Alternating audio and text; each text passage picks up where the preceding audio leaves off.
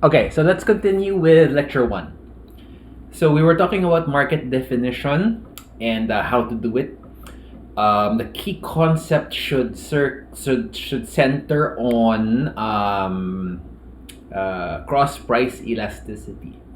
But how would you practically use that idea? Okay, one way, the most common way amongst competition agencies is the SNP, which is a small but significant and non-transitory increase in price.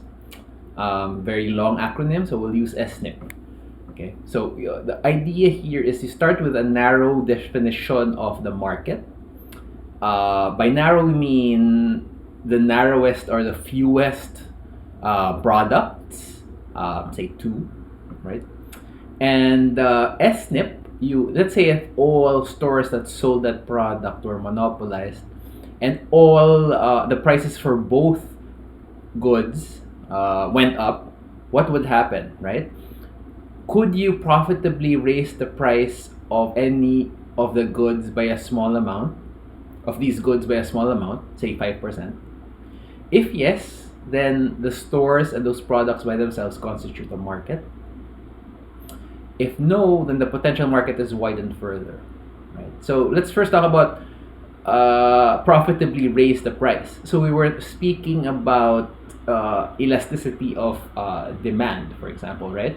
So if the prices for these goods in this small definition of a market all went up, then the quantity that you purchase of these goods will probably fall. But if they don't fall by a lot, that means you were able to raise the price successfully and not lose too many sales.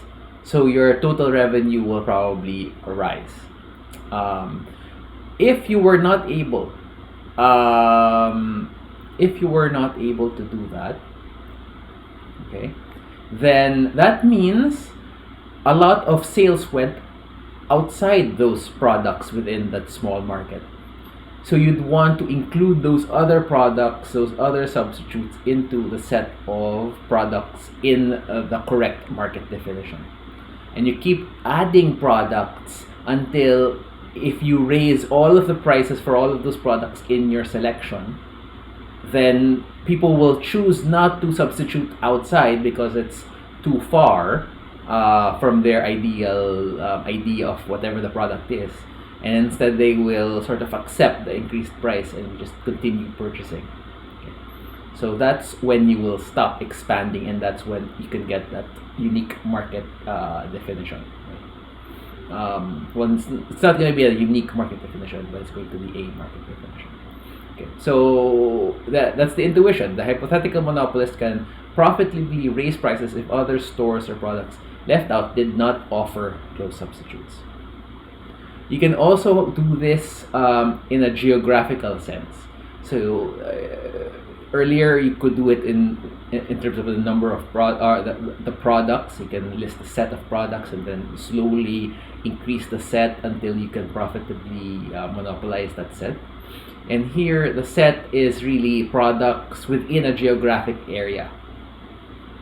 So if you were able to increase prices within a geographic area, say a city, and no one decided to leave, travel outside to buy elsewhere, right?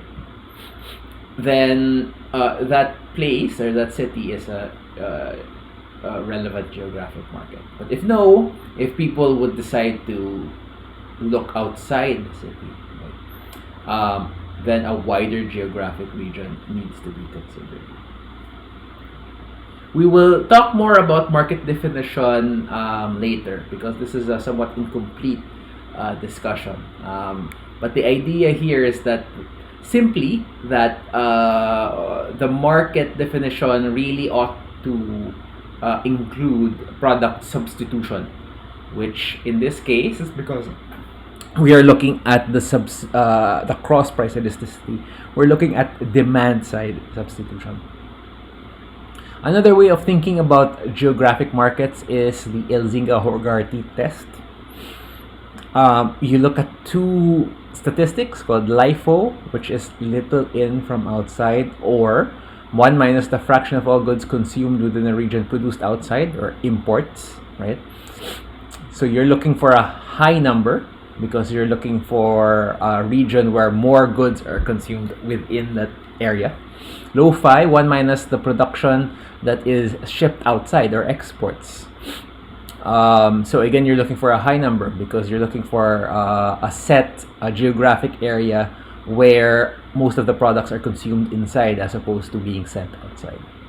So regions which either the LIFO or lo-fi exceed 75, or where the average exceeds 90, is a well-defined geographic market. Although these are rule of thumb numbers, so the threshold values are not easy to understand and measure. Another issue with market definition is vertical relationships between markets. So there are upstream phases where you have these initial markets for raw materials, and then more downstream phases, and as the product flows through various stages of production all the way to the final sale to the consumer. The relationship between upstream and downstream phases are vertical and can take many forms. Okay. So there's a concept of vertical integration where the upstream producer or may own all of the subsequent phases, or also possible like a downstream seller also owns all of the upstream components. So that's vertically integrated across the production chain. Upstream producers may offer franchising agreements or long-term contracts. So that's another way to fix your vertical relationship with a long-term contract. Okay? And by fix, I mean just make it more stable over time with regards to your relationship across the supply chain, across the production chain. The existence and variability of such relationships complicate the measurement of the structure of the market at various stages. So I would say now that we'll spend a little bit more time later on, especially in the antitrust section, about vertical relationships. One of the papers really that you're supposed to read then is about vertical mergers and assessing vertical relationships across companies within different levels of the supply chain which are quite big or dominant. So more on that later. Okay, so the interpretation of structural market measures, CI and HI, can be complicated by a variety of factors, and also because they are endogenous. We assume that the market to be studied is well understood and defined, albeit the real-world measurement of actual markets is fraught with difficulties. Okay, so defining markets by industry categories has the advantage that it groups firms with similar production costs. Okay. One word here is endogenous. I should go back to the word endogenous. Endogenous simply means that it's not set in stone, meaning it's something that's to be determined by the interaction of demand and supply, as opposed to something that is determined outside of the system of demand and supply. So speaking of the endogeneity of HHI, we will revisit and link it with the issue of market power. So remember, we started the lecture by saying SCP is this a study or this understanding that structure affects conduct, affects performance. And here we are looking at a measure of performance, which is the learner index, P minus MC over minus P, right? Which in an oligopolistic industry, we will have for each seller I. We will derive this later, because right now we've derived the notion of the learner index for a monopolist where there's only one seller. Consider this as a generalization of that concept, because in the case where you have a pure monopolist, this SI, the share is 1 because the share is 100. If a seller I is not the pure monopolist, then this will be what the learner index will look like per firm, right? Now, getting a weighted average using shares as weights, the left-hand side becomes the following. Price minus the average weighted average of marginal costs across firms minus P. So you can think of this as an industry learner index. The right-hand side, if you were to do that, multiply the numerator by SI, it becomes SI squared, and then you sum that, you will get this. Now the sum of squared market shares is simply HHI. And so we can see here that the industry-wide learner on the left-hand side is related to the HHI, right? And it's mediated by the elasticity of demand. So in this case, we are let's go back to what we were talking about earlier. Is that we were trying to measure concentration using HHI, right? That's the first thing. And the second thing is, right now what we're saying is that the HHI as measured, assuming the market definition is correct, right? Because the market definition goes here by calculating which shares go into the market definition. And it also goes here, which gives you the marginal, the weighted average marginal cost. So assuming you have the correct products here, and then you have the correct shares, then the HHI is related to the learner index as shown here. And I want to also draw connections to something that we talked about in the foundations, where the learner index is associated with the welfare loss for monopoly. And that's one of the reasons why we are interested in HHI, and we suspect that higher, more concentrated industries have a higher learner index, which under a monopolist market power point of view will have a higher welfare loss based on the formula we had earlier. Okay, so that's under the assumption that there are no supply side problems relating to, say, a natural monopolist, topics which we will be talking about next, right? So under the case, the normal case where the marginal cost is increasing and is higher than average cost, these are the things that's probably the most important. And HHI is related to the learner index, and it's related to the welfare loss in an industry. But there are other cases which we'll talk about soon, where more concentrated industries, okay, may be associated with some supply side issues such as sunk costs and fixed costs. And that's why you have very concentrated industries, because they need to earn a lot. The markups need to be high because you have high sunk and fixed costs. So that's what we're going to talk about right now, actually. So we're going to transition quite quickly to lecture 2, which is technology and costs, right? So let's talk about, so in this particular video, we'll try to keep it to the first 3 and end here in costs and market structure, hopefully. Okay, so let's talk about some key cost concepts. In this class, we will always usually talk about, unless I specify, there'll be 2 kinds of cost function. This is the general form of the cost function, right? And the cost function will have 2 components. One, a cost function with there's a function of Q. Now normally a cost function is a function of a bunch of other things such as input prices, right? But holding all of those constant, and you're just moving Q, this CQ here, it's the variable cost component of total cost. Okay? That is the thing that's associated with changes in cost that's associated with changes in output. And then the other kind of cost is the costs that are always there no matter what the Q is, whether Q is 0 or not 0, and that's F.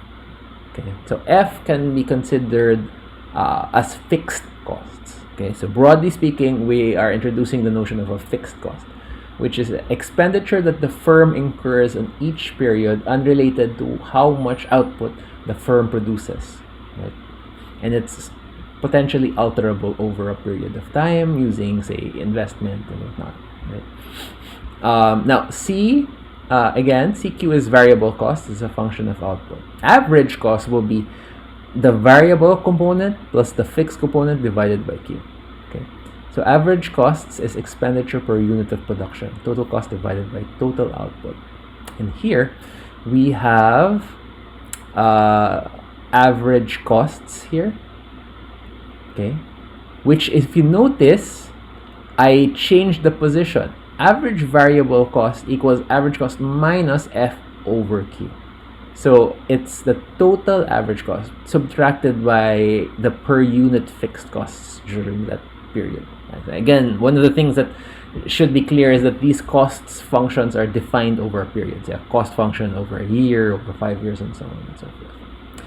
Now, marginal cost is the next concept after variable average cost or average variable cost here. Marginal cost is the addition to total cost that is incurred by increasing output by 1 unit, or alternatively, the savings in total cost is realized as the firm decreases output by 1 unit. So that's why it's called marginal. Right? You're increasing output by 1, and then how much does that add to total cost? And that's the marginal cost. The sunk cost is another version, right, of fixed cost. So it's well, first it's a cost that's incurred prior to entry, right? So before you decide to enter, you have to decide to spend money on sunk costs, right? As firms close down, only a certain portion of your sunk cost investment is recoverable. Initial entry costs that are unrecoverable if the firm chooses later to exit the market. Okay. So an example from the textbook are expenditures relating to getting a license in practicing your profession, right? So all of those things are important when it comes to entering a service industry that relates to selling services related to that profession. But when you decide to leave, right, you cannot sell the license and get your money back. Yeah, you can't convert all of that effort and capital into money. Okay, that's some money that you've spent and you cannot get back even if you exit. So that's the idea of sunk costs. Now, a little bit of a note, sunk versus fixed. Now, both are fixed in the sense that both are unrelated to output. Both will be part of total costs. And the difference is that for fixed costs, you could you can recover that, right? You can recover that. And so, which is why if your quantity, if you're not going to sell, you can say, for example, that I'm not going to incur any costs, right? So that's why if quantity is equal to 0 and you exit, fixed costs, in this sense, to the extent that they're recoverable, they don't enter your profit function. Some costs, however, right? Again, you pay it at a specific date prior to entry, but typically over time you will sort of expense that, right? So you want to be able to make sure you get enough overtime to spend to compensate you for the sunk cost. But if at some point before you fully expense it, you exit, then a part of that will not, then the rest of the unexpensed sunk cost cannot be recovered. So let's talk a little bit more about that here. The sunk cost is relevant to the decision to enter the market in the first place. If entry involves the sunk cost, then the firm should earn enough profit in subsequent periods to cover that initial sunk cost. Right? So that's what I meant when I said expensing it over time. Right? So let's say the cost of getting a license and education, etc., is like 500,000 pesos. That does not mean that you need 500,000 pesos just to enter, right? That only means that during the life of your business, you should be able to earn enough money to compensate you for that initial outlay of 500,000 pesos. Which is why the discounted present value of expected future profits must at least be as great as the sunk cost of entry. Alright, so average cost is relevant to whether the firm will produce positive output in the long run at all, right? And average cost involves the fixed cost and any annualized or sunk costs, right, that you also have to recover by producing. So, however, the firm will produce positive output in the long run only when price is equal to average cost. Now, average variable is relevant to whether the firm will produce output in the short run. So in the short run, if price is greater than variable cost, okay, then you will continue to produce and make money from your variable sales, okay, but not enough to totally compensate you for entry under sunk costs and fixed costs just for producing greater than zero. Okay. But at some point, you must have prices equal to average cost, or else you will exit. Okay. Now, marginal cost is relevant to how much output the firm will produce given that it chooses to produce a positive amount. Meaning, given that price is greater than average cost, you will set your quantity such that price equals marginal cost. Under, so this is the production idea, that the price is equal to marginal cost when you are trying to produce. Right? Notice that this is also the same as the perfectly competitive condition, correct? A perfectly competitive firm will produce according to this rule as well, and that's how it determines how much to produce. The sunk cost is relevant to the decision to enter the market in the first place. And so it also is part of this P equals AC, the shutdown condition, such that in the long run, if the price is less than average cost, including sunk costs, then you will exit. Now, in this slide, I have a couple of interesting facts about costs, and the relationship of average cost and marginal cost is on the left side. So look at this one. Cost is a cost function. The marginal cost is the following. Average cost is this. We've seen that before in other slides, in the previous slides. What I'm going to do now is take a derivative of average cost, right? And if you know and remember calculus, if this is positive, then that means average cost is rising. If this is negative, average cost is falling. So if average cost is rising, that must mean the marginal cost is greater than average cost. And it's less than zero or falling if it's the opposite. So in this case, remember our idea that you will continue to produce if price is greater than average cost. So that area will likely involve this one. Consideration of this is average cost. And the amount that you would like to sell is determined by marginal cost, which is this one, right? So the idea where marginal cost determines your output is in this area, in the area where average cost is rising, like this, or this one. So it cannot be the opposite when it's less than, right? If it's this one, average cost, the derivative of average cost is zero if marginal equals average cost. And in this case, it's still possible for the firm to use marginal cost as a guide to how much it's producing, but it's equivalent to using average cost because they're equal. Okay, and then on the right-hand side, we're again reminding ourselves about fixed and sunk costs. They're both included in F, okay, which is typically this one, right? Which we've just said is the one that's unrelated to output, because they're both unrelated to output, and that's why they're here. If the firm produces zero, then F is still fixed cost plus sunk costs, right? However, F goes up, the simple fixed cost components goes away because we said that fixed costs are the ones where if you produce nothing, then it's possible to recover that. Okay. So I'm just going to continue to write this. Then F is still fixed costs plus sunk costs, but the fixed costs is zero.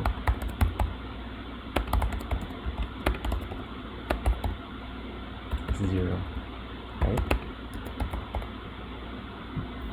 In which case, if you produce zero, then your profit is essentially still the sunk costs because you cannot recover that. Okay, you cannot go out to the market and sell it. Since sunk costs is expensed only once upon entry, the F up here is considered to be expensed over multiple years and should be like annualized, assuming that this is a total cost function, an annual total cost function, for example. Okay. All right. Okay, so both average costs and sunk costs play a role in determining market structure. Recall, for MC is less than AC for all outputs less than Q star, which is the one that minimizes average cost. MC is greater than AC for outputs greater than that Q star. When MC is equal to AC, AC is minimized. Now, scale economies, that's when average cost decreases as output decreases. Okay? And diseconomies of scale, average cost increases as output increases. So the causes here are some factors of production cannot be scaled down to a small level of production. You've got large fixed costs, which is why average cost can decrease as output decreases. And for many production processes, there are efficiencies that come about as a result of being larger. So that's another reason why you have some economies of scale, right? Index of the extent of scale economies, S, is the ratio of average to marginal cost, okay, which is this concept here, which is just average over marginal cost. Now, if S is greater than 1, what does that mean? Average is greater than marginal. And when average is greater than marginal, like we talked about earlier, then that means average cost is falling, because and that's exactly what scale economies is, when average cost is falling. When average S is less than 1, these economies of scale are present, which is quite the opposite. If it's less than 1, AC is less than MC. And when S is equal to 1, you have constant returns to scale. Right? Average is equal to marginal cost of production. Other concepts are elasticity of cost with respect to output. That's the percentage change in total cost with respect to a percent change in output. So that's called the elasticity of cost with respect to output. The minimum efficient scale is the lowest level of output at which economies of scale are exhausted, or which S is equal to 1. There could be global economies of scale where the maximum extent of the market is less than the efficient scale. And that means your demand from the market is far, far less than the efficient scale. If scale economies are global, then the market is a natural monopoly. Cheaper in such cases for a single firm, I should say firm, not form, to supply the entire market than for more than one firm.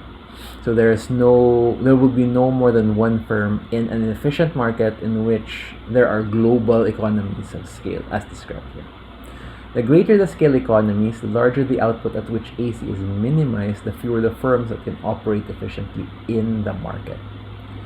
So another way of saying this is large fixed costs, or just the inability to have a small operation that has lower costs. Small operations tend to have a high cost because of these high fixed costs. Then that means there'll be fewer firms that can enter, and when they enter, they will not be these small firms will not be profitable unless the prices are sufficiently high. Okay. Then large-scale economies will result in concentrated markets. So remember, we were talking about, just to tie it again with our lecture 1, we said that highly concentrated markets tend to have high market power, or high learner indexes. Yes?